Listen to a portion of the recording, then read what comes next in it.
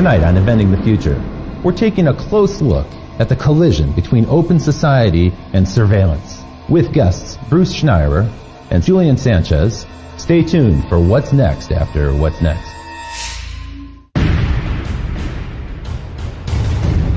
$100,000 BC, stone tools. 4,000 BC, the wheel. 9th century AD, gunpowder. 19th century, Eureka, the light bulb. 20th century, the automobile, television, nuclear weapons. We choose to go to the moon in this decade and do the other thing. Not because they are easy, but because they are hard. The future doesn't belong to the faint-hearted. It belongs to the brave. Everything around you that you call life was made up by people that were no smarter than you. And you can change it. You can influence it. You can build your own things that other people can use. People want their technology to have a sense of humanity. They want it to understand me, you specifically. We have 3 billion new minds coming online to work with us to solve the grand challenges. The rate at which the technology is getting faster is itself getting faster, to a point that we have the potential to create a world of abundance.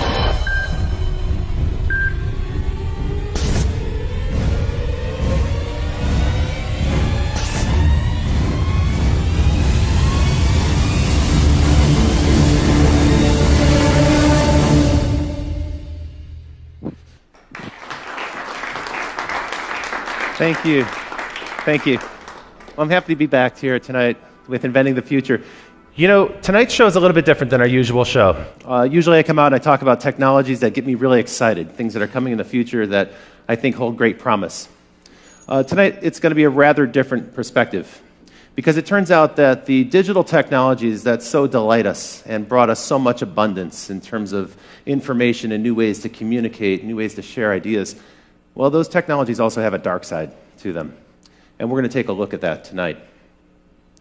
It turns out that these technologies that are in use around us right now, for instance, you're probably familiar with the idea of a hacker who might be going after your password to your social network account, or maybe your credit card information, or something like that. But it turns out that they have a convention in Las Vegas, yes, just like any organization, the Black Hat Conference. And in 2011, just a couple years ago, one of these hackers presented a paper where he proved that he can actually wirelessly hack into an insulin pump or a heart meter and actually hack it from a distance. In a way, he could send a jolt to that person and commit the perfect crime by killing them in a way that would be totally undetectable. That's a scary thought, and some of the manufacturers are already working on cloaking technologies to prevent that from happening. Just last week, the National Intelligence Estimate was published, and this is a document that details how China has a massive sustained campaign underway right now to hack into multinational corporations. And as it turns out, more than 50 corporations are under almost constant assault in this way. More than 50 corporations per week are hacked into at an average of almost 2 times a week. Their internet defenses are successfully penetrated. So this is a real present threat that's happening. And it's not just the overseas threats that are happening. This technology is starting to pervade our life. It's becoming actually scarily commonplace. There are already companies, retailers, that are experimenting with cameras that'll track you as you walk into the store, and they'll compare your face to face images that have been tagged on Facebook, this facial recognition technology that's so prevalent, not just on Facebook, but also Apple and Google and other companies have promoted. And that's not all. Some companies are starting to use this in a way that I feel is almost unfair, where in a job interview situation, a corporation may demand that you relinquish your Facebook credentials or your Twitter account so that they can get a better understanding of your habits and how you communicate and who you're connected to. And that's a little bit Orwellian, I think. And perhaps most creepy of all, just this last week, Raytheon, a major defense contractor, announced a new program called Riot. It's the Rapid Information Overlay technology. What this allows them to do is assess in massive scale people's behavior in social networks so that they can predict future behavior. And this starts to take on a kind of creepy sci-fi theme. Now, some people feel that privacy's over. Just a decade ago, the CEO of Sun Microsystems, Scott McNealy, said this. He said, "You have zero privacy anyway, so folks, get over it." That's the world that he envisioned. We want to hear from you. We'd like to know what you think about this issue. And you can certainly use the hashtag ITF to let us know. I noticed that some people before the show have already started to send in questions on Facebook. And on live stream, you can chat in and offer your questions and comments as well. After tonight's show, we're going to stick around a little while for some live Q&A with the audience about this. But first, what I want to do is introduce our experts. We have two fantastic guests for you tonight. And first, let's bring on stage one of the most renowned security experts in the world, Bruce Schneier. Bruce, welcome to the show. Thanks for joining us. So, you are well known as a kind of a pundit about security and the issues that we're going to talk about tonight. And your services are also in high demand with organizations all over the world. What people might not know is that you have a fantastic newsletter they can sign up for. It's where I learn about these issues, and I've been following it for quite a while. And Bruce also recently published this book, Liars and Outliers. Tell me a little bit about this book. Is this on this topic, or? Well, it is in sort of a meta way. What I'm looking at is the notion of why security exists, and I'm looking at trust. And really, if you think about society, we need trust to make it work. I mean, you got this audience here, and I'm looking at them, and not one of them has jumped up and attacked the person sitting next to them. Right? You laugh, but if that was an audience full of chimpanzees, we couldn't get away with it. Right? Humans are the only species that can sit there quietly. And society works because of this. And there's a whole bunch of reasons, right? One of them might want to mug the other person or, steal my iPad back in the dressing room. But they don't for a whole bunch of reasons. There's a lot of security there. And we have sort of a social construct that keeps us all looking out for each other. It's social, legal. There's a lot of things going on there. So the nature of society requires some measure of trust to function. But in some respect, this might be getting undermined. For instance, this topic of hackers, it keeps coming up. People are very familiar with it. But from what I've read, you think it's kind of an overblown idea. Sometimes it's overhyped. Well, we do tend to overhype the criminal threats. And, it's really what makes headlines, what sells newspapers. We like to hype the attacks from China, cyber terrorism, cyber war. Basic cyber crime, stealing money, I think, is underreported. Okay, a lot more happens. Some people said that that accounts for almost 2/3 of all crime is now internet crime. I don't know if that number is accurate, but I've heard that. Yeah, it's really hard to count. It's hard to measure. That's right. There's certainly a lot of it. So we can't dismiss it. It's a real thing. But tonight we're going to cover a number of threats. I thought we'd start though with a funny idea here. So a hacker in Montana hacked into a local TV station, and he got into the emergency alert system there. And he sent out the message that the zombies are attacking right now. So sometimes it's malicious hacking, sometimes it's just for fun. It's like a prank, and we've seen many examples of that. One thing you might not know is the prevalence of this, how often this is happening. So for the audience, you might wonder what these four things have in question here in the picture on the screen. The New York Times, Twitter, the Bush family, and the U.S. Federal Reserve. Well, the answer is that last week, these guys were all subject to massive hacking intrusions. And so it's a wide range of targets. And this is going on so frequently. We hear about it so frequently, we kind of get numb to it. And it's interesting. It's a different people in each case. We believe New York Times was Chinese. The Bush family was, I think, politically motivated. Federal Reserve was the anonymous group, so was some kind of political statement. Twitter, I don't know. Let's pretend it was a criminal. Right? You've got an array of different threats here. So the paranoia is justified a little bit when we hear about the hackers, but let's turn to another subject, which is these Chinese intrusions, because we heard so much, coming out of Davos, we heard so many companies grumble, complain, and in some ways they were a little bit ashamed to admit that they have this problem, kind of a growing problem, that they're being hacked constantly. And it seems to be true. I mean, everyone's pretty much hacked constantly all the time. There's a lot of hacking coming out of China, largely politically motivated. The attack against the New York Times, the attackers were looking for names of informants, right? A very political thing, presumably for government reprisal.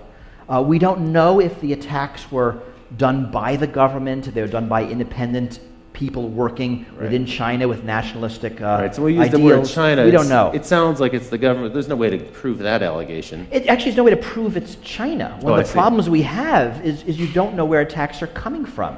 You can't trace an attack backwards. Often when we know from other channels. One of the things that's most chilling about that New York Times hack is that more than 50 computers were actually penetrated, and they stole all the passwords, which means that it's probably likely that some of those computers have a Trojan horse in them somewhere, or a back door that's been opened up where they can come back in any time. Well, it's hard to tell. If you read the reports, and it turns out everyone gets hacked, but if you hack the New York Times, you end up with a 2,400-word newspaper article about it. So we know a lot about this. Okay. They say they caught it early. They let it go on for a couple of months to track exactly what was happening. They knew where all the back doors were, and they closed them. Were they perfect? We have no idea. They think they were, and they look like they did a good job. We don't know, but that certainly is a problem. The Wall Street Journal admitted they were hacked as well. And if it's the New York Times and Wall Street Journal, you know there are going to be others. Yeah, that's true. Some that might not have even realized it. And some companies couldn't really reveal that information. A newspaper can because that's news for them. Well, but it's also embarrassing. In a lot of it's cases, if you're a bank, if you're a big company, you admit this, your stock price might go down, you might lose customers. That's right. So yeah, customers worry how safe is my data, how much can I rely on this partner. Now, some people characterize this as cyber warfare, and I've actually read where people say, we have a massive cyber war that's underway right now, and it's the U.S. versus China, but other countries are involved as well. Iran, sometimes they mention Israel or France. How serious do you think this cyber war concept is? I think a cyber war is largely rhetoric. I mean, it's not war. We know what war looks like. Right. I mean, this is espionage. Yeah. It's not a military action that involves guns and bombs and people dying. The cyber war rhetoric, I actually think, is largely put in place in the U.S. by government corporations that are profiting from it. Right? The U.S. Cyber Command announced last month that they're expanding from 900 people to about 5,000 people. Oh, so if we bang the drum of war, we can kind of stir up people and get support for a massive expansion. Because you think about it, we're really weird with war. We love to use the word war when there's no war. War on terror, war on crime, war on drugs. We love rhetorical wars. We hate using the word war when there's an actual war. We'll say anything else other than war. And this is confusing. So metaphorical war is accepted, it's politically acceptable. But what's going on here has kind of aspects of both. So the war on drugs is clearly not a war. Right. These cyber attacks, well, there's some kind of stuff going on that involves militaries. And it involves nations in some respect, and they're spooks, so in a way it is kind of a war, but it's like a shadow war. My fear is that we're in the early years of a cyber war arms race. That there's a lot, and not just China, the U.S. too, NATO, other countries, we're pouring a lot of money into cyber attack, cyber defense. It's a huge growth industry. That's true. And if you think about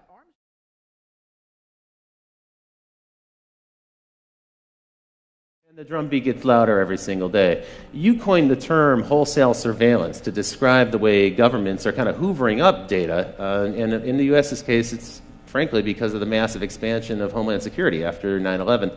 Let's take a look at wholesale surveillance by the numbers. So the first number I'm going to show you is 300. This is the number of times a citizen of the United Kingdom is videotaped on average every single day as they pass through the UK. There are about 5 million CCTV cameras in the UK. It's the most heavily surveyed country in the world. 1/3. This number represents the percentage of U.S. Air Force craft that are autonomous drones. Most people are unaware that we have 7,500 drone aircraft in the U.S. Air Force right now, and that number is increasing rapidly. And by the way, the Air Force isn't the only government branch that has drone aircraft. We'll get into drones a bit more. But the number that struck me was 40. 40 is the number of attacks every single day by drones in Afghanistan. I was unaware of this until I started to put together the research for this show. So last year, on average, every day there were 40 drone attacks in Afghanistan. 76, this is the number of nations that are rapidly scrambling to get their own drone Air Force fleet. So soon the United States won't be the only country that has drone aircraft, and they're seeking to either develop the technology themselves or acquire it on the market. Now this big number, 878,000, that's a number of hours of audio that have been recorded in 2012 by the FBI in surveillance here in the United States. And this number, staggering 29 million electronic files that were gathered by the FBI last year in surveillance in the United States. So this is, in some respect, these numbers reflect the massive expansion of electronic surveillance that's happening right now. And to help us talk about this, let me introduce our next guest, who comes to us from Washington, D.C. Folks, it's Julian Sanchez from the Cato Institute. Hi, welcome to the show. Thanks for joining us. So Julian, you actually have been covering these topics on the web as part of your responsibility at the Cato Institute, but also as a journalist for some time. You're an expert in the subject of privacy and law and this electronic surveillance. As far as anyone can be. Okay, well, that's a rapidly evolving topic. One of the things we talked about earlier today, and we're getting ready, was the expansion really began after 9/11. We had kind of a state of emergency. And my observation is it's a permanent state of emergency. It doesn't seem like there's any end in sight. Well, that's right. It's not a conventional war where you beat the enemy and then they're gone. It's a war, in a sense, on a concept terror. And as long as there are angry young men somewhere who hate the United States, there'll be a justification for that threat. That's right. As long as we keep lobbing in Predator drones with Tomahawk missiles, we'll probably create a whole new generation of terrorists who wish to... We don't seem to be running out. Yeah, that's right.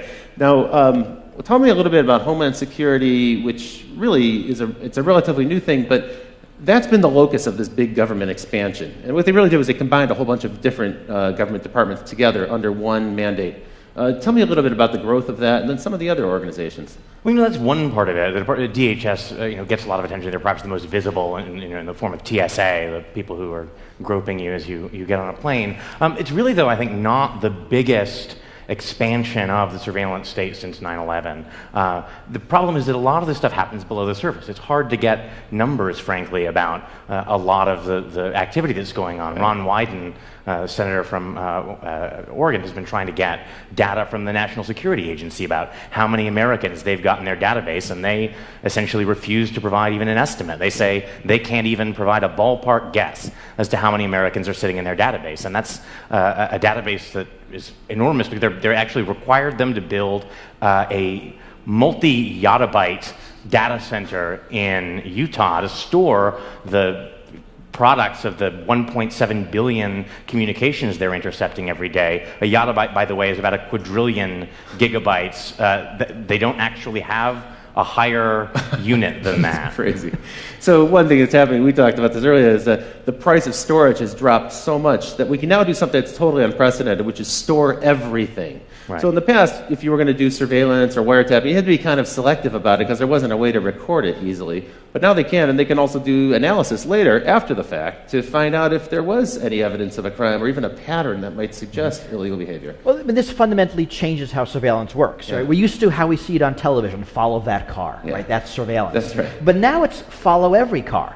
And actually, it's follow every car all the time, and we can follow that car 6 months ago because we've saved the data. Right. So surveillance changes. And it's, in a lot of ways, it's not because of malice. Computers produce data. Right. I mean, whenever you use your credit card, your cell phone, your computer, data about what you're doing and where is produced. That's right. And as data storage drops to free, as data processing drops to free, it's easy to save it. Why not save it then? And so you have companies saving it, like a Facebook, a Google. They're saving it. Governments are saving it. They're trading data. Right. Right, Google provides data to governments when asked under certain rules. Sometimes under subpoena, sometimes not. Sometimes not, and often we don't know. I mean, last month, a bunch of human rights individuals asked politely Microsoft to tell them who they're letting spy on Skype video calls. Right, so we're asking nicely. Did they get an answer? We did not yet. This is one of the concerns. There's a growing world of surveillance. We know that a lot of it's happening. We know a lot of money's being spent. We don't know where, and we don't know what they're recording. And we often have no choice. I mean, I like to think, I don't like to think this, but it's sort of true that Google knows more about my interests than my wife does. Yeah. That's a little freaky. And they're able to predict better what you might do next because of the pattern. They can match your pattern against another cohort. And I've kind of never even met Google, let alone gone out of it. Here's a question from Twitter, and the question is, Minority Report, how long until we can predict when people will commit crimes? So how soon do you see that coming in the future? Well, I mean, what are we asking? How long before we can predict? Probably never. I mean, I don't think those are things we can predict. How long before we're going to start using the ability that we think we can predict? Well, we're doing it today. That's true. That's what the Raytheon Riot program That's what the no-fly list is. That's true. We predict that you are so dangerous that you're not allowed to fly for any reason, yet so innocent we can't arrest you. It's kind of a weird mixed bag of people. So those things are coming, and I think they're going to become more and more. I think as technology gets more dangerous, as the things a bad guy can do increase, I mean, think about bioprinters, Right. Think about homemade, all the things we're scared of, homemade nuclear weapons. Some of the topics we've covered on the show. As those things get scarier, the desire to stop someone before the fact. The only normal crime prevention is after the fact. Right? I'm going to let you murder somebody, the crime's gonna happen, and I'm just going to arrest you after the fact. Right. That only works if I can live with the murder rate. Right. But that's not going to work if you're able to print a pathogen that drops a species.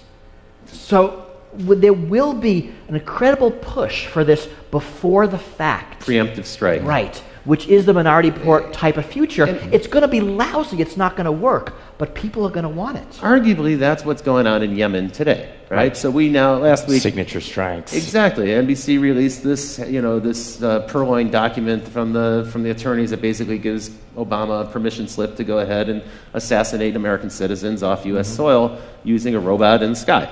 Okay, so that occurred. What are they actually aiming for? They're not going for people who are in the process of conducting some sort of terrorist incident or building a bomb or something. They're targeting people who are at home. They're targeting people who are at a celebration, a wedding party or something. People who aren't actually doing anything necessarily criminal. It's the intent, the possibility, as you say, they're targeting them based on behavior and some measure of prediction. Well, so they're a moderately higher bar for American citizens. This is the strict standard, right? Is they have to be an imminent threat, and capture is infeasible, except imminent, it turns out, doesn't really mean imminent, because there doesn't have to be any kind of particular plot that they know is ongoing. So imminent means something other than imminent. And capture being infeasible means, I think basically it would be easier to kill them. Right, inconvenient, I think, rather than feasible. Now, if you had the bad taste to be born somewhere other than the United States, you don't even get that level of protection. Again, most of the drone strikes that are happening now are so-called signature strikes, meaning it's not there's a particular person who's targeted, but 5 20-year-old Arab males are congregated somewhere, and that's either a terrorist plot or a wedding, but better be safe than sorry. Take them out. Tell me a little bit about total information awareness, this program that Admiral Poindexter proposed more than a decade ago, but I thought it went away, but it seems maybe it's coming back. Right, the problem there was that they had terrible branding. They called it Total Information Awareness, which sounds creepy, and then they had a logo that was like an eye in a pyramid with beams coming down at the earth, so this sounded terrifying. Bill Sapphire wrote a column, freaking out about it. Everyone was duly alarmed. Congress nominally killed it, but it ended up getting essentially fragmented into a bunch of different programs that were farmed out to parts of DHS or DARPA. I think the NSA's Pinwheel database is in some sense an offshoot of that. Pinwheel is, again, on this model, a kind of vast database that allows kind of Googling for communications. They've shifted from that kind of targeted model, get a warrant, have an individual wiretap their conversations, much more toward a model that involves, some people have called it sitting on the wire, suck in everything, and then after the fact, figure out the search parameters are interested, go through, pull stuff up. And that's concerning, I think, because, when J. Edgar Hoover ran the FBI and was abusing surveillance for political purposes, at least he had to target particular people. He's going to decide that Martin Luther King is going to be spied on, and then they're going to try and drive him to suicide. Now, this stuff is sitting in a database for 30 years. If they happened to sweep you up and then in 10 years you're running for Congress, someone can after the fact decide you're worth scrutinizing. It's even conceivable that behavior that's legal today could change in the future, and there'll be some record of it, and that could be embarrassing on the one hand, but it even might be that after the fact it's illegal. Or even not. We all do things that are embarrassing because we're human. Yeah. If everything is swept up, then the likelihood of it being uncovered by somebody, and if you can greater. Selectively edit it, we see this now in political campaigns. That's true. Now we're living in a world where pretty much every candidate is followed 24/7 by the opposing party with a camera, because they're going to say something that's embarrassing. Sooner or later, and you got 10 seconds, and it's a beautiful, embarrassing quote, and you run with it. They run like crazy. We know one of the things the intelligence agencies like to do with the fruits of surveillance information is use it to coerce people into becoming informants. The FBI now has 15,000 informants, like 10 times more than Hoover ever had at the peak of COINTELPRO, the kind of vast spying and infiltration network, looking at civil rights and anti-war groups. And one way to do that is to say, hey, we found out that you're having an affair. Why don't you spy on your mosque for us? There was a case here in Chicago, a guy named Ibrahim Mashal, I think.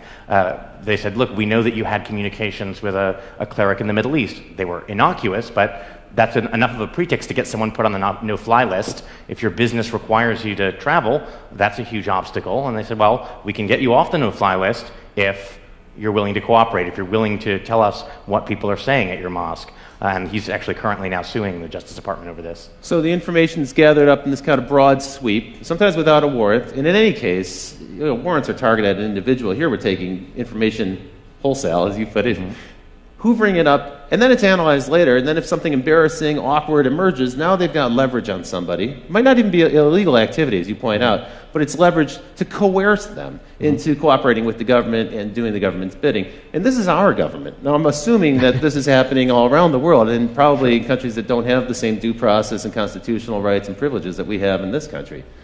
And I mean, it's certainly true, and we know that U.S. technology is being exported to totalitarian regimes for varied purposes. Government of Syria, government of Egypt, government of Iran. We know those technologies are being used to identify people who are blogging, who are tweeting, anti-government. That's right. After the Arab Spring, it's almost a certain bet that every authoritarian government now has a system in place to track those people who are outspoken, bloggers, tweeters, and so forth. Now, Bruce, I put this picture in for you. So why don't we go to this picture full, Ken, if we can show this to the audience. It says, premises protected by a false sense of security.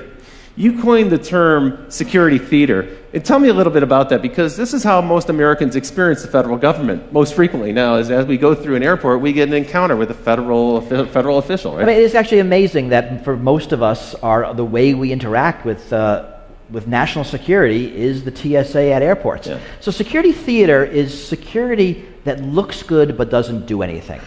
So a great example is, I don't know if people remember, right after 9/11, if you were flying, you saw National Guard troops at airports. They were just after security checkpoints. They were on a rubber mat. They had uniforms, carrying a big gun. They were like 20. I mean, they were kids. Those guns had no bullets. Because, I mean, right, they were kids. They wouldn't want to, this would be dangerous. That's right, security theater. It looks good. It might make you feel better, but it's not gonna do anything. Has the TSA program been effective? I mean, are there that many people trying to smuggle weapons on airplanes? Are they going to repeat the same attacks of 9/11? You know, so it seems not. I mean, I always think of the game this way, right? It's sort of us versus the terrorists. So we screen for guns and bombs, and the terrorists use box cutters. We take away box cutters, they put a bomb in their shoes. We screen shoes, they use liquids. We limit liquids, they put a bomb in their underwear. We have full body scanners. They're going to do something else, right? This is actually a dumb game. It is dumb game. Right? It's like shutting the gate after the horse is gone. I mean, so the smart game is you pick your attack, I pick my defense, and we see who wins. The dumb game is I pick my defense, you look at my defense, you pick your attack to bypass the defense, and right? So it seems that the TSA has largely been irrelevant, and they will talk about their success stories, and it's how many knives they take away, and they found somebody wearing a fake army uniform, and they confiscated a snake. I mean, this stuff is actually on their website, and they're proud of it. They used to show some of the confiscated weapons in the early days, but I think that's tapered off now because most people have learned don't bring a weapon. Or people do forget. I mean, people do bring guns on airplanes because they forget. It is kind of weird. You'd think everyone would know by now. But also, people buy souvenirs, and there's like a knife in the wooden statue, and they didn't realize it. That's true. Snow globes are now legal again. I mean, you couldn't bring snow globes on airplanes. We're not actually sure why, but now they're okay. So all you snow globe collectors can. I mean, and the sort of elephant not in the room here, right, is that there's just a limited number of terrorists. This is like a line of work where if you're really competent, you blow yourself up. It's a sort of an anti-Darwinian effect. So what we find is that no one wants to admit this because there's hundreds of billions of dollars in grants from Homeland Security and then contracts for intelligence contractors and defense contractors. But it increasingly looks like the FBI is being forced to manufacture terrorists so it can give us a sense of success. And I think there's been about 150 sting operations by the FBI that have resulted in convictions since in the decade after 9/11, and at least a third of those cases, and maybe more, these are cases where the weaponry, the funding, and the actual plan all were provided by the FBI informant. These are mostly, again, the world is full of young, angry people who spout off on the internet and are easily led enough or mentally disturbed enough that if you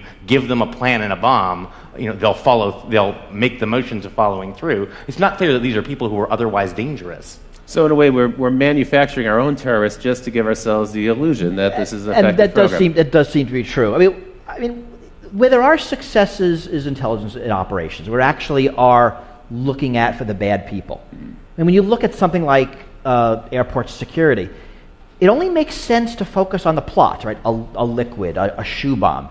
If plots are few and targets are few, right? If all we do by spending billions on shoe scanning is to force the terrorists to make a minor change in their tactic, right? We're wasting our money. Yeah, and we're wasting everybody's time. And that's fundamentally the problem. Right. And it's inefficient on a massive scale.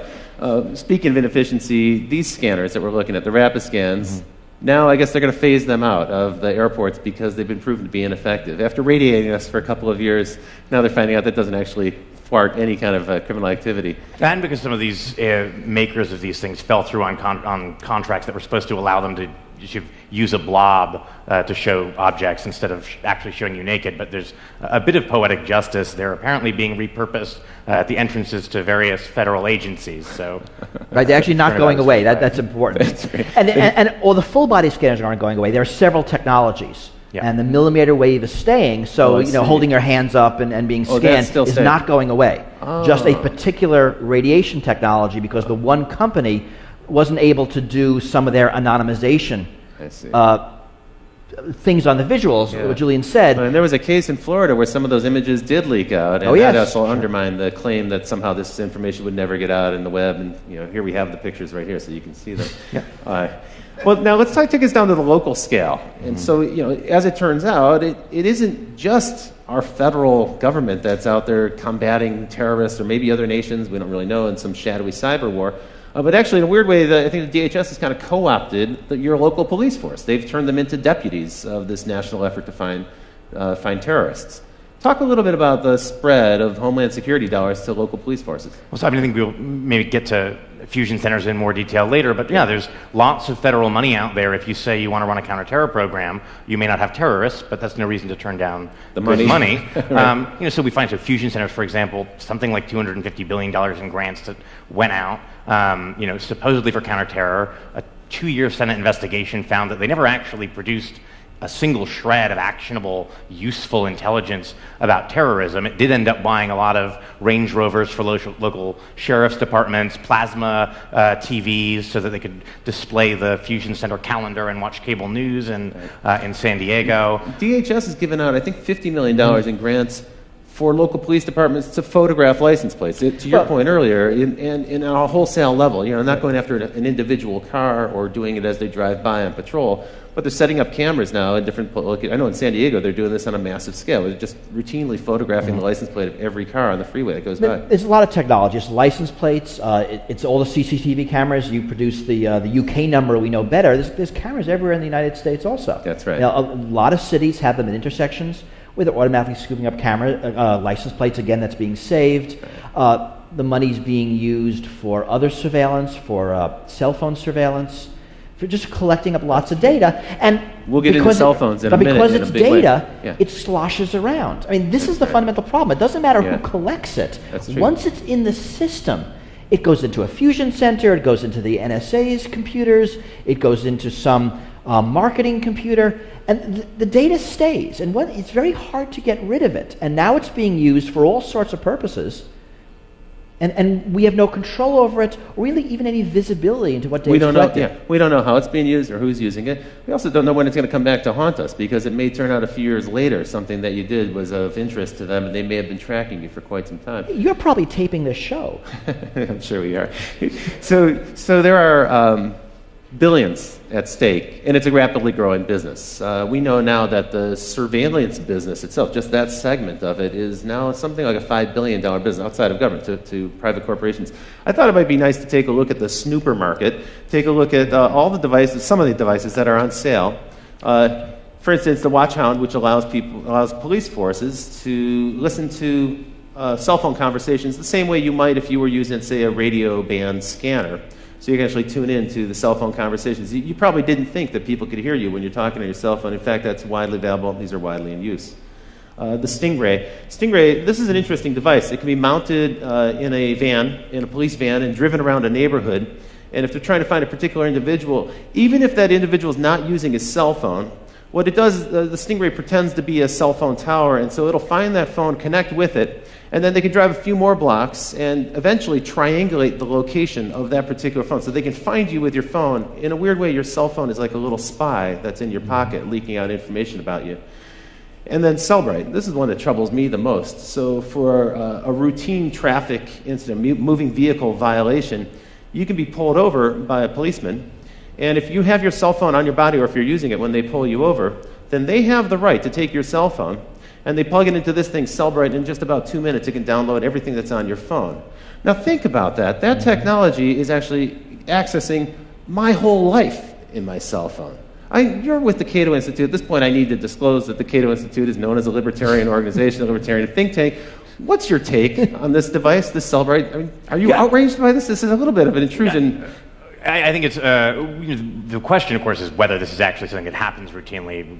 We don't know what a court would say about a situation like this, but certainly the setup is there. The Supreme Court has held that it's not just felonies that a police officer can arrest you for. It's any crime, including not having your seatbelt buckled or a traffic violation. It's up to their discretion whether to perform an arrest. And then once they've decided to arrest you, there's a Fourth Amendment exemption for searches incident to arrest. It's certainly not beyond the realm of possibility that they could decide that that is covered within the scope of a search incident to arrest, and effectively use a pretextual stop to gather a full record of your electronic life.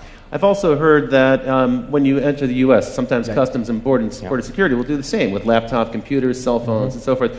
And usually, you're right, it's for an individual of interest to them. Not necessarily a suspect, but it might be someone we know of, documentary filmmakers and volunteers who work on organizations, even people affiliated with Aaron Swartz.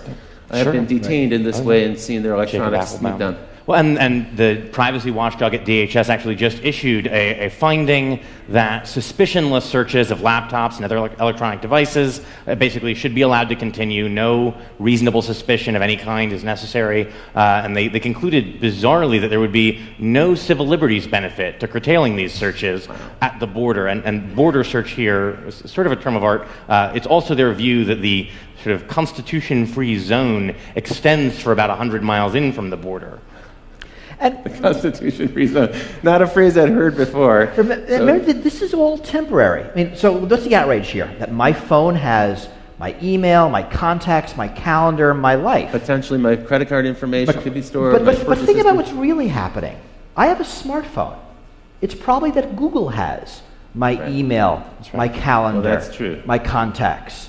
Right? It's just in a convenient cell phone shaped package for me to carry around with me. You're right. If the police wanted it, they could just go get it elsewhere. That's true. I mean, so data's moving around. One of the problems with these debates is we always focus on one thing. We focus on cameras, focus on cell phones, we focus on CCTV.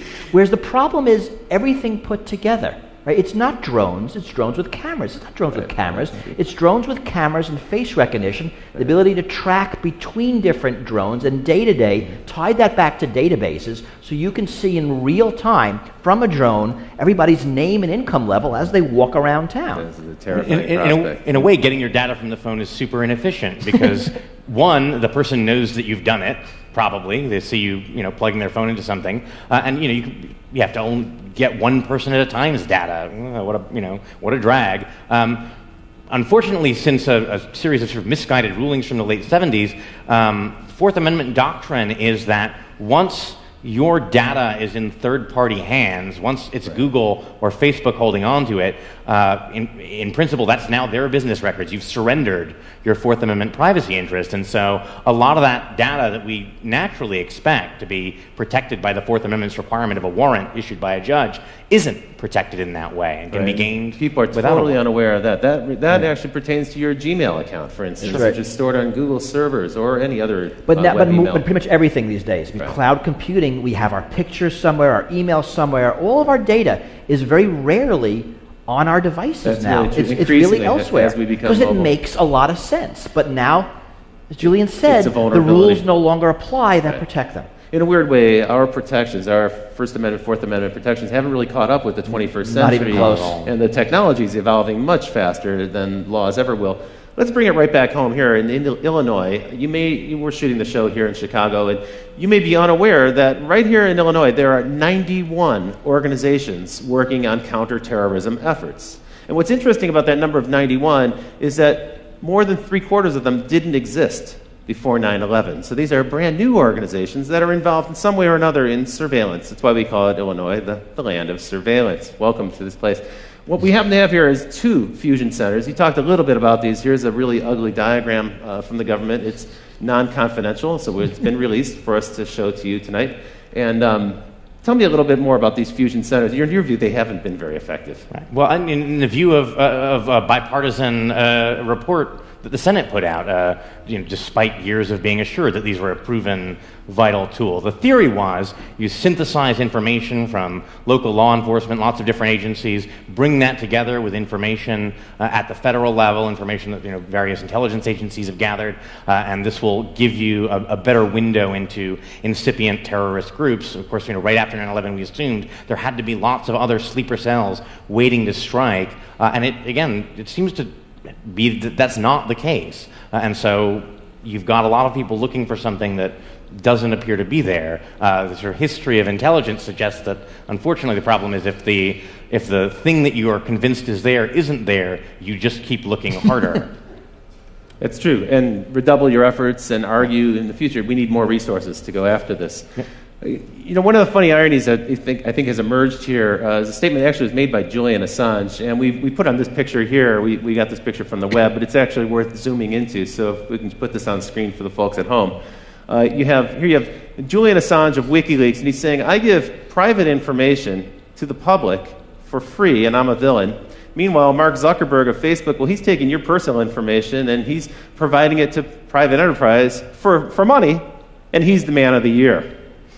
Your take on this is slightly different, I think. You're not going to go with this parody 100%. Well, it's funnier than it is true. I mean, right. Just sort of for reasons of greed, basically. Zuckerberg wants to keep your information, so the corporations have to keep coming back to him to target their ads. You give out all that information, they don't need you. But these companies, and it's not just Facebook, it's also Google, it's also Apple, they're subject to literally thousands of subpoenas and these really creepy national security letters. Yeah. Can you tell us a little bit about that? Because I think a lot of people are unaware what an NSL actually is. So national security letters, they're a tool that existed in a much more limited form before 9/11, were in a series of stages expanded. They allow FBI agents, basically the head of any one of 52 FBI field offices, to authorize without judicial supervision or approval the seizure basically of non-content telecommunications records and financial records. And financial records now has been expanded to mean any record from anyone that uses money, essentially. And Obama, when he was campaigning, said he wanted to do away with these. He wanted to do away with national security letters being used to seize sensitive information about people who are not even suspected of a crime. They're really used in a kind of 6 degrees of separation way to say, well, we have one target, let's look at everyone they're friends with and let's look at who they're emailing and what websites they're visiting, so we can get a kind of social graph or pattern out of it.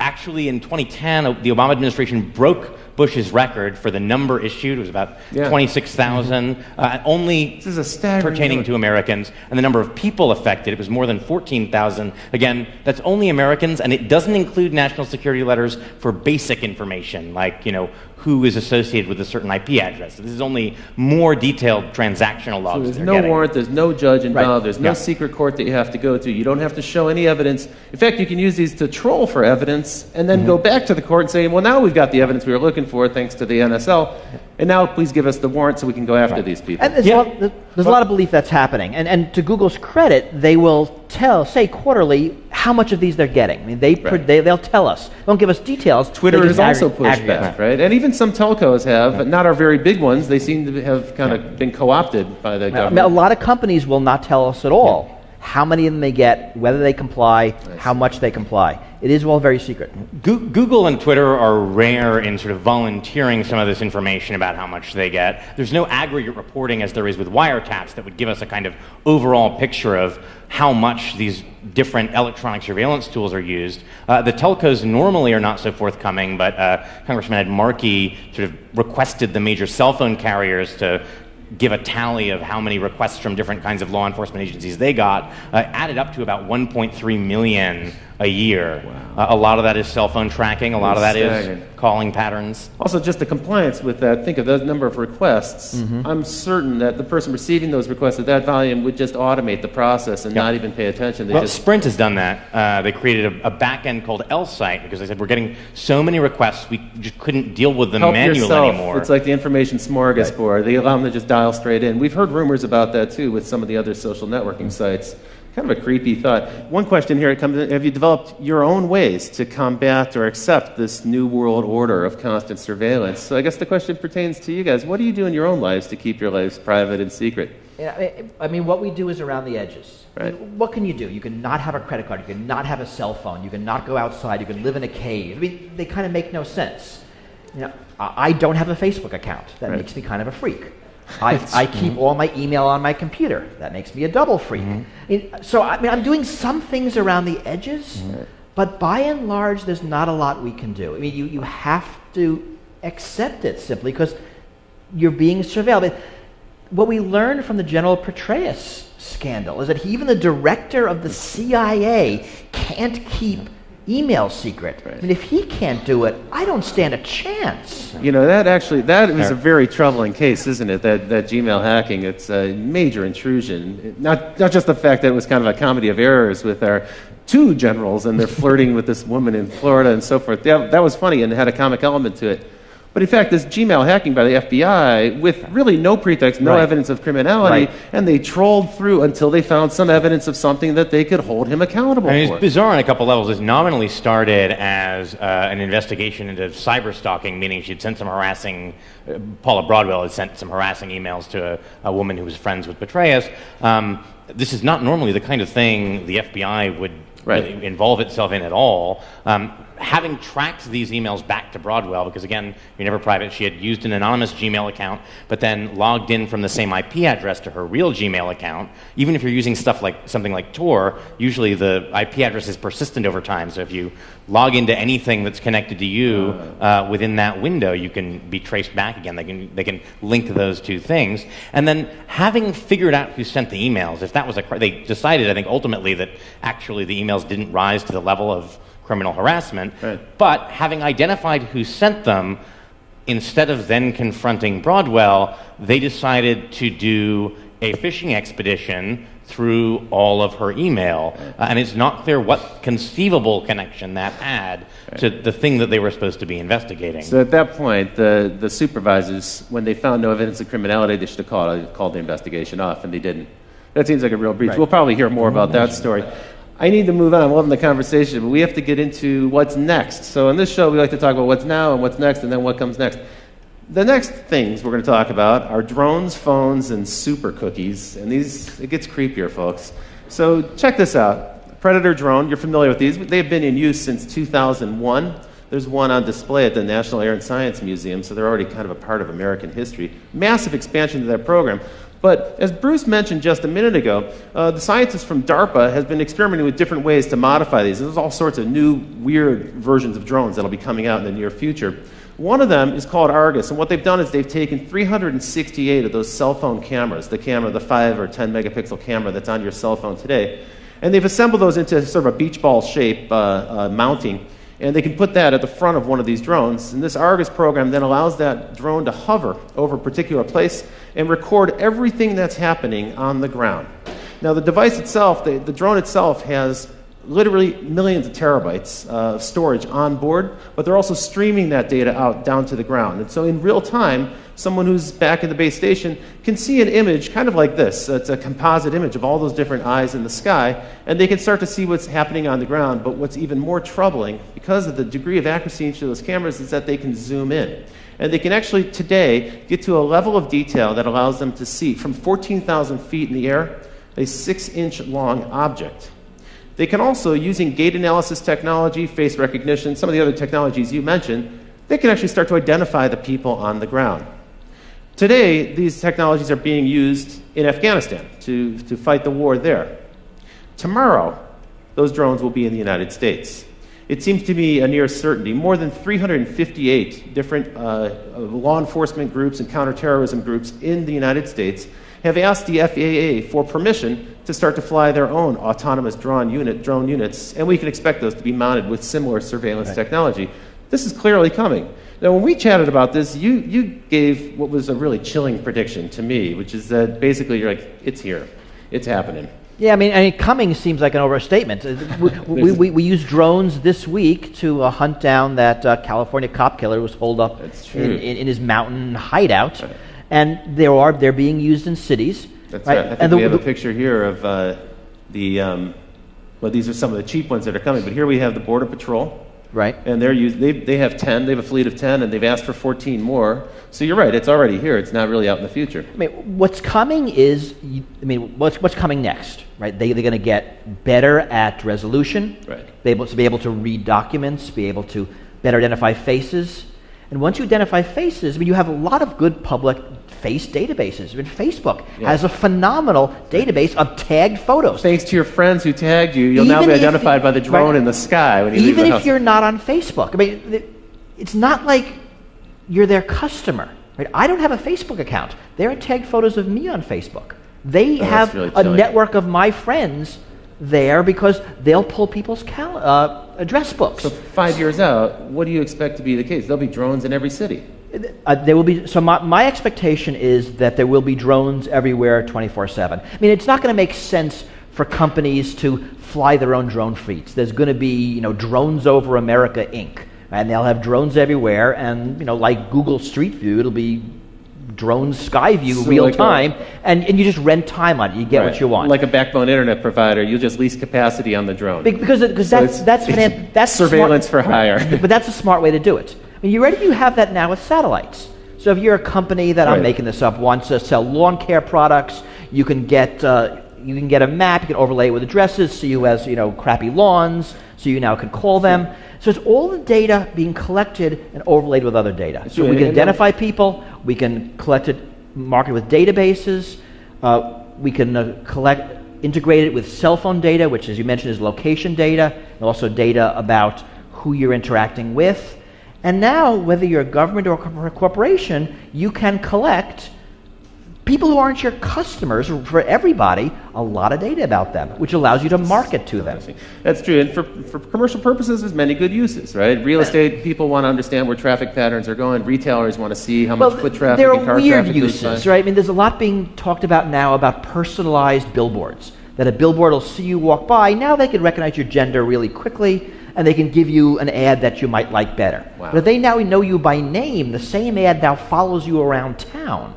That is... And then onto Facebook and onto Google, and it gets really weird. It sounds like science fiction. So for one of the things you're leading up to, you've already foreshadowed a little bit, is the combination of these eyes in the sky, and frankly, eyes everywhere. Every building will have cameras on and so forth.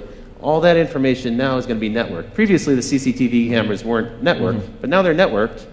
And we can cross-reference that with your location data. So your phone in your pocket, as I said earlier, it's a spy. It's really like little brother is watching you. You're carrying little brother around with you. That's leading us into this wonderful new world of behavior tracking. This is the white-hot center of online advertising at this point. It's the hottest field for online marketing, where we can actually kind of predict patterns of behavior, predict who we can market to next, some of the things you were just alluding to. Tell me a little bit about super cookies. Here we've got a goofy picture of super cookies, but this is actually kind of a creepy new development in browser technology. Right, so the idea is that people have started to catch on it. Some of them have. Right, so it's actually not that new. Right, that's true. You clear out your cookies so you can't be tracked online. Yeah, we're familiar with that. You clear but it turns out there's a lot of other ways you can do that. There are plugins like Flash that allow separately data to be stored that can be used for tracking purposes. And there's stuff like browser fingerprinting. Your browser sends a lot of information about how your system is configured, and it turns out that very often that's enough to uniquely identify you, the sort of precise combination of different search history, settings. the websites that you visit, and so on. Even things like the fonts on your computer. I mean, computers tend to have fingerprints that uniquely identify them. What we're really learning is, and it's worse on something like a smartphone, that it's really, really hard, probably impossible, to not be tracked. That even if you do all the things right, enough happens around you that the data is being collected. Right. And then, of course, once it's collected, and it's you don't know where it goes. Right. It's the future of advertising. Even the Magic Kingdom is using a kind of technology. This is an example from Disneyland where your family can have a RFID bracelet, a little radio frequency tag bracelet that they can wear, so your kids can run around Disneyland and you can kind of identify them. But that's not the only people who are watching. It turns out Disneyland loves this because they can now track traffic flows within the theme park, and they can see if you're spending more time in Tomorrowland than Frontierland and so forth. They also know if dad is spending time drinking a beer while his kids are on the rides. It also means that the different Disney characters can greet you by name because they'll see your name on some device that they're holding, and they can actually say hello, which for parents who've taught their kids not to talk to strangers who address them by name, this starts to create kind of a weird situation. And I don't know if not to talk to strangers applies to giant ferrets. That's right. Cinderella. Yeah, right. But not really a stranger. You know, my feeling is that this type of technology seems innocuous. Oh, come on, it's Disney. How bad could it be? I think the problem for this is when you have a 6-year-old kid running around with an RFID tag, what you're really doing is conditioning them to submit to this level of surveillance. And you're just getting them used to the idea that everything they do is going to be tracked. And we see it also in schools. I mean, schools are now getting a lot of these things, and they're often being given to schools. For that reason, it acclimates people. So whether it's face recognition technology or fingerprint technology on buses, this is all being sold as... So biometrics is also a part of it. Schools are very dangerous. There's shootings every day. Your kid has a 1 in 2 chance of dying in a shooting. Whatever our fears are, they're being sold to us to mollify them. And it does get kids used to this sort of a ubiquitous surveillance, that it's normal. I mean, this is one of the things that the TSA security theater actually is effective at. I mean, if you think about the opening scenes of that George Clooney movie, Up in the Air, where he's just absolutely seamlessly, almost ballet-like, whipping his laptop out, sliding his shoes off. I mean, it's all this sort of choreographed dance, and it reminds me of this idea that of the French philosopher Michel Foucault talked about, that there's forms of surveillance that create docile bodies. That by being observed, that we are trained to follow the path of least resistance, which is to say, train ourselves to automatically go through the procedures that expose us to the TSA guy with the least amount of hassle. I mean, they do a good job of encouraging this, right? Well, you don't have to go through the naked scanner. You can instead get terribly groped. Well, no, the easier thing to do is submit to the naked scanner. And it's a form of training. That's true. I think that's very true. You know, I was a young man. I had the opportunity to live in Berlin, and I spent time in East Berlin and East Germany and elsewhere in the East Bloc. And this was the one thing I took away from that experience, is when you live under constant surveillance and you don't know who's working for the government, they all might be spies, you never really know, people become apathetic and they stop trying. Well, but also, you change. I mean, I remember in the years of 9/11, I'll be talking to a friend on the phone, and we say something because we're talking about security, and one of us says, wow, I hope the NSA isn't listening. We both laugh because it's a funny joke, but the conversation changes. That's true. The fact that you might be observed in all things changes how you act. It makes you less of a free person. I mean, there's probably less crime in East Berlin, but you didn't want to live there. You sure didn't want to live there. One of the sadder things I remember reading in the New York Times reporting on the NYPD's sort of Muslim infiltration program was there was a student union at, I think, Columbia or another New York university where they had posted in the room where the Student Muslim Association met a sign saying, please do not discuss current controversial politics in this room, we don't want trouble. And that doesn't seem like a healthy environment for a free society. Right. Please keep your free thinking at home. Don't bring it here. And unfortunately, you don't know these things till they're gone. Freedoms are hard to value. You only value them when they're missing. When they're gone. That's really true. And more than a decade ago, Phil Zimmerman, the creator of Pretty Good Privacy, he said he likened personal privacy to the environment. He said there's going to be a time where it becomes kind of a privilege for a certain group of people who can afford to have access to it. Okay, so that's pretty scary and pretty depressing. I don't want to end on a dark note like that. I guess the question is, what can we do? What are some of the things we can do? Now, we had some encouraging news, perhaps. The mayor of Seattle recently decreed that there will be no drone surveillance in the city of Seattle. Perhaps that'll start to roll out on a local level. More cities might follow. Some people are starting to hack together their own way to avoid police surveillance. Here's a kind of homemade version of a license plate scanner avoider. And when it comes to face recognition and face tagging, there's an artist in the UK who created a series of makeups that you can purchase. And if you put these makeups on, they look a little funny, but what you can see in the picture here is it makes it difficult for a computer to recognize your face as a face because it actually distorts the image for the computer. Who knows, maybe in the future you'll see some people walking around with that or some kind of tattoo. That artist is Adam Harvey. He's actually introduced a fashion line, which we have here, and we'll show a little bit later on. Marley's got a few of them over there. Here are a couple examples of these. It's a little fanciful, maybe a little hypothetical at this point, but these are garments designed to help you protect yourself from surveillance cameras, from thermal scanners, and from surveillance cameras. And you can see they might even have a chance of bringing the burqa back into style here in the Western world. One thing actually that they sent out I thought was probably had some use to it, which is this bag. It's a little case for your cell phone, and when your cell phone is inside of it, it doesn't emit any signal, no signgle can get in, nobody can track it. Well, because nobody can call you either. That's so true. You could just turn off your cell phone and save $100. Tell me a little bit about this act. So this is an act that was proposed by Rand Paul of Texas, right? This is the Preserving Freedom from Unwarranted Surveillance Act. It's a big title, but actually kind of a neat principle. Yeah, I mean, the only possible member of Congress who I could ever say might go a little further than I actually would is Rand Paul. The idea here was to require a warrant, a full-blown Fourth Amendment probable cause warrant, anytime law enforcement or intelligence wants records about you from a third party like Google or Facebook. Not just the contents of communications. Federal law sometimes allows those to be gotten without a search warrant, although courts are increasingly saying the Fourth Amendment requires it. He wanted to say all records, your IP logs, your basic subscriber information, everything would require a full-blown warrant. That seems like a little much. I mean, they need something that they can get first so they can build the evidence they need to go to a judge for a warrant. But it's actually a very hard question where to draw those lines. What is sensitive information? Because even something like an IP address or email headers can reveal stuff about your political associations, which the Supreme Court has said is protected under certain circumstances. You can't force a controversial political organization like the NAACP to reveal who their members are to the government.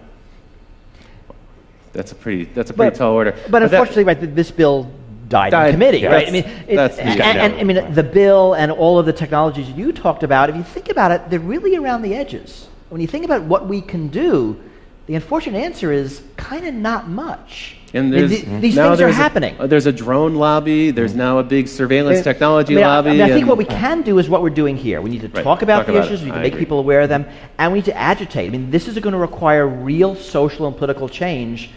We're not up for it now. The hope is that we will be eventually. I quite agree with you. Note that the Paul bill was one of several that got shot down as the FISA Amendments Act, which empowers the NSA, was reauthorized. A lot of this stuff was a lot milder. So a proposal that the NSA has to make an estimate of how many Americans are being swept into its database, shot down. A proposal that before, if they're doing foreign collection and they sweep up Americans and they want to search for a particular American, they need a search warrant for that, shot down. It's sort of troubling how little will there is. Who's doing the shooting down? Like, who are these senators? Everybody is. Everybody. It's not anybody in particular. Bipartisanism is alive in Washington. When it comes to stopping legislation. The problem is there isn't the political. I mean, if you think about who won, you're going to go against the police. You're going to go against national security. You're going to go against corporate lobby. There's not a lot of power arrayed against these things, and that's why this is hard. It's a giant issue. Well, it's time for me to start to bring the show to a wind down now. We will have an open Q&A afterwards. I hope you'll stick around for that. But now it's time for me to talk about what's next after what's next. And folks, it's simple. You face a difficult choice ahead.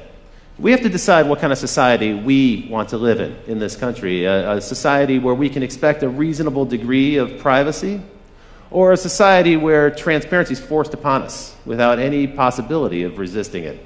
That's a decision we're going to have to make. We do have the ability to hold our elected representatives accountable. We do have the ability to speak up and object when corporations impose some transparency or on forced surveillance upon us that we don't wish to have. And we have the ability to speak up. So it is forums like these that give us the opportunity to have that kind of an exchange. Well, I want to thank you both. Bruce Schneier, thank you for joining me on the show tonight. Julian Sanchez of the Cato Institute, thank you. Be sure to check out Bruce's book, Liars and Outliers. I want to give a big shout out to the crew here at Live Lab. And Barry, thank you very much for making this show possible. It's been a pleasure doing the show with you. And a big shout out to our live band led by Paul Wardico. Strike it up, Paul. Let's hear it.